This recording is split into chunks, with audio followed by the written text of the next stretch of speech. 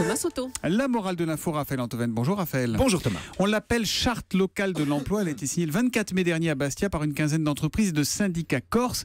Et elle prévoit, cette charte locale de l'emploi, une préférence locale pour le recrutement des entreprises. Voilà, comme dit Jean-Guy Talamoni, le président indépendantiste de l'Assemblée de Corse, je le cite, concrètement ça veut dire que quand il y a deux propositions pour un emploi, à compétences suffisantes, les résidents corses, donc qui parlent corse, seront favorisés. Et le X, c'est que ça, c'est pas légal. Ben, heureusement que c'est pas légal. Depuis quand faut-il parler corse pour travailler en Corse, c'est-à-dire en France?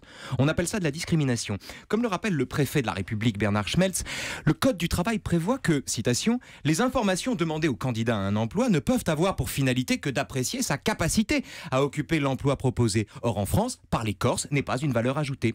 Et c'est pas tout Thomas.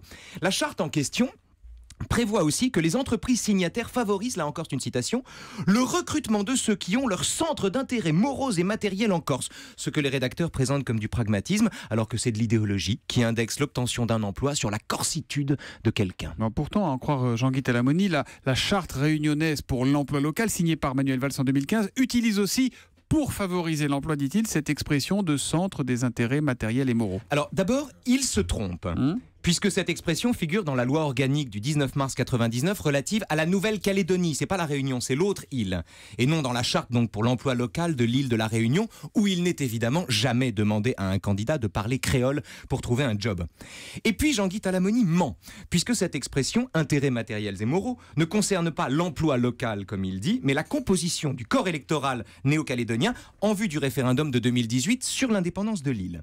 En vérité, le seul véritable équivalent à cette xénophobie vernaculaire qui fait d'un patois et des centres d'intérêt matériels et moraux des critères de recrutement n'existe qu'au FN sous le nom de préférence nationale pour l'emploi et avait d'ailleurs fait l'objet d'une proposition de loi jamais discutée au Parlement mais déposée par les députés frontistes entre 1986 Donc là, et 1988. Vous faites l'amalgame entre Front National et nationaliste corse, c'est ça? Oui, enfin j'ai pas d'effort à faire pour faire cet amalgame, même combat, même méthode, qu'on veuille franciser la France ou corsiser la Corse, qu'on le fasse au nom de l'emploi, dans un cas comme dans l'autre, le pragmatisme local sert d'alibi à la préséance du sang sur la liberté. Et la morale de l'info, Raphaël? Tout nationalisme est un communautarisme. Raphaël Antoven, que vous ne trouverez sans doute pas en vacances en Corse cet été, pourquoi pas, qui reviendra demain, demain pour qui vive? Oui, qui vive. On parle des abattoirs demain, avec l'excellente documentariste Olivia Mokijewski, qui est l'auteur d'un très bon livre sur le sujet et qui avait signé ce documentaire qui s'appelle Une vie de cochon. C'était en 2013, un documentaire formidable. Qui vive, 15h-16h sur Europe 1, c'est demain avec Raphaël. À demain.